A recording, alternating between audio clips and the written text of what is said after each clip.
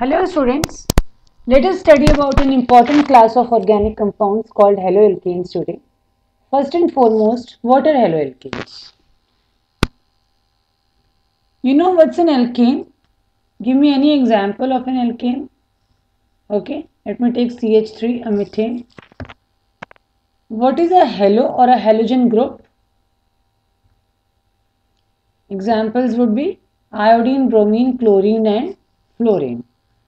Now, when this alkane and this halogen or halo combine together, of course through a reaction, we get a haloalkane. For example, methyl chloride. Take other examples of haloalkanes. An alkane and a halo, methyl chloride. An alkane called ethyl and a halogen called fluoride combine together to become ethyl fluoride.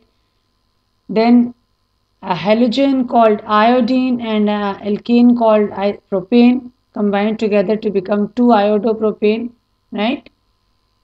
Similarly, 2-bromobutane and 2-bromo-2-methyl propane, right?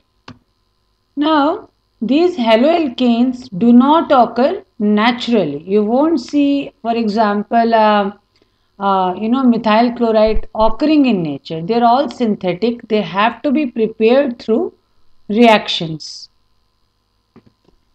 Right. So, to make any study easier, to understand and to classify, organize the things, we always classify our subject of study. Similarly, here we do the classification of haloalkanes. First and very simple classification would be, based on the number of halogen atoms.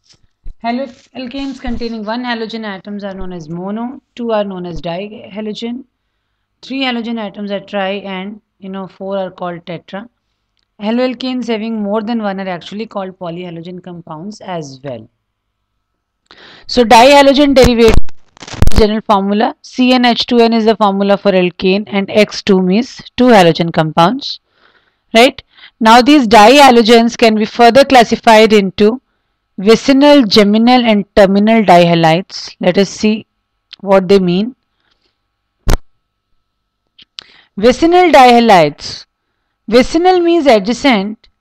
For example, let us say I take an example of 1,2-dichloroethane or ethylene dichloride, right? These are the two this is the ethyl group. Now, can you tell me where should the two chlorine atoms be attached to make it a vicinal dihalide? This is where the two chlorine atoms would go on the adjacent carbon atoms, right? Then we have geminal dihalides. Geminal means the same position. For example, 1,1-dichloroethane.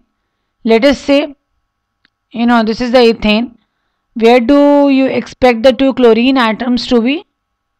They would be here on the same carbon atom, right? So these are geminal dihalides. Once again, what is the example of a geminal dihalide? It would be 1,1-dichloroethane. Whereas example of a vicinal dihalide would be 1,2-dichloroethane, right?